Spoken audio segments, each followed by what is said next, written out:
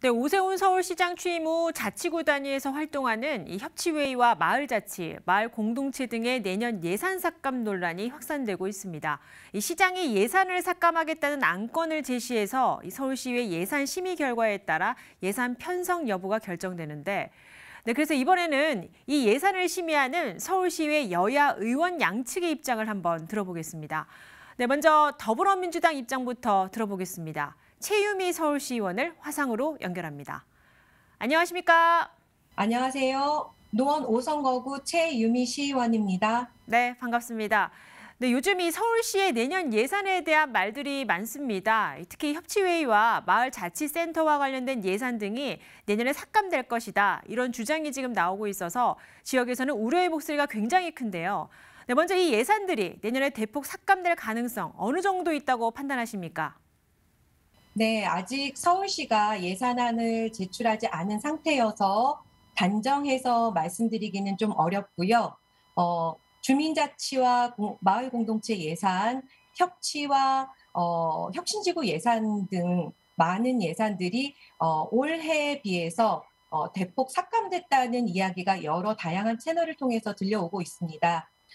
일단 오 시장님이 예산안을 제출하면 합리적인 규모로 적절하게 예산을 편성했는지 아니면 오 시장님의 공약 사업을 위해서 무리하게 관련된 예산들을 대폭 삭감한 것은 아닌지 면밀하게 꼼꼼하게 살펴볼 예정입니다.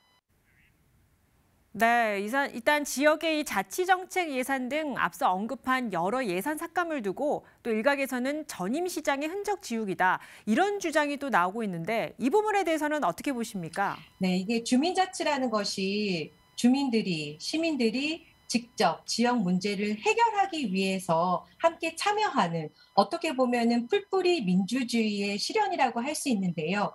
이런 예산들이 전임 시장의 흔적 지우기라는 명목으로 이렇게 대폭 예산을 삭감한다는 것은 기존에 관련해서 시민단체들 그리고 주민자치 활동을 위해서 애쓰시고 있는 현장에서 애쓰시고 있는 여러분들에 대한 굉장히 모욕적인 그런 태도가 아닌가 싶습니다.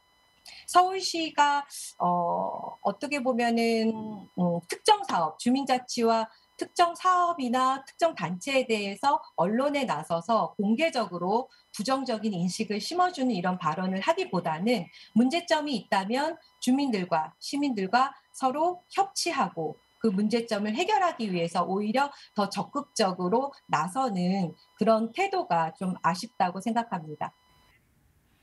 네, 서울시의 더불어민주당 차원에서 이 마을자치센터와 시민단체들을 지지하고 나섰습니다. 이 앞서 언급한 예산들을 대폭 삭감하면 안 된다는 뜻으로 보여지는데 왜 그러신 네, 건가요? 지난 화요일에 서울시의회 더불어민주당 원내대표가 관련하여 보도 자료를 배포했는데요. 서울시 참여민주주의와 시민단체의 공익 활동에 대해서 무분별한 비판을 지향해달라는 의미로 보도 자료를 내신 걸로 알고 있습니다. 앞서 말씀드렸던 것처럼 건강한 마을의 생태계를 조성하고 주민들 이제 막 주민자치회가 싹을 틔우려고 하는데 주민자치를 더욱더 지원하고 활성화해야 할 서울시가 어, 사업 자체를 없앨 만한 수준의 대폭 삭감을 하는 것은 사실 뭐 적정 규모의 예산 삭감은 어느 정도 합리적일 수 있지만 거의 사업을 중단해야 될 정도의 대폭적인 삭감은 적절하지 않은 것 같습니다. 그래서 서울시의회 더불어민주당 원내대표도 그러한 취지에서 보도 자료를 내신 것 같습니다. 네, 좀 예민한 질문일 수도 있을 것 같습니다만 일각에서는 이 전임 서울시장이 선거를 위한 이 표밭 따지기를 위해 시민자치 정책에 다소 과하게 예산을 투입했다. 이런 지적도 나오고 있습니다. 여기에 대해서는 좀 어떻게 보십니까? 상임위원회 입장이 아닌 제 개인적인 견해로 말씀을 드려야 할 것 같은데요. 네. 음, 이게 사실 공공의 영역에서는 할 수 없는 것들, 공무원 조직 사회가 할 수 없는 영역의 것들은 대부분 민간 위탁을 하게 되는데 오 시장님은 이런 민간 단체의 보조금 사업에 대해서 굉장히 비판적인 입장을 내신 거라고 생각을 합니다. 그렇지만 이게 표밭 다지기 용이라고 굉장히 선정적인 용어를 사용한다라는 거는 아까 말씀드린 것처럼 시민 자치 활동을 하신 모든 시민 단체, 시민 여러분들의 10여 년간의 노력을 폄하하는 굉장히 모욕적인 처사라고 생각되고요. 서울시의 태도가 사실은 굉장히 부적절한 것으로 생각됩니다.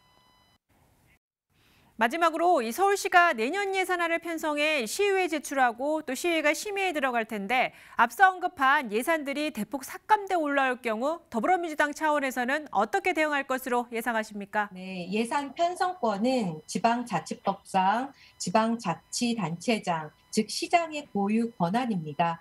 그렇기 때문에 현재 2022년 예산안이 제출되지 않았지만 구체적으로 아까도 말씀드렸던 것처럼 제출되지 않았기 때문에 구체적으로 말씀드리기는 어렵지만 오세훈 시장께서 예산안을 제출한다면 잘된 부분은 더욱더 잘 반영할 수 있도록 그리고 문제점이 있는 부분은 적절하게 미흡한 부분은 문제점을 개선해서 적정 예산을 반영할 수 있도록 편성해 나가도록 노력하겠습니다. 네, 여기까지 듣겠습니다. 네, 지금까지 더불어민주당 최유미 서울시의원과 내년 서울시 예산 삭감 논란에 대해 이야기 나눠봤습니다. 오늘 말씀 고맙습니다. 감사합니다.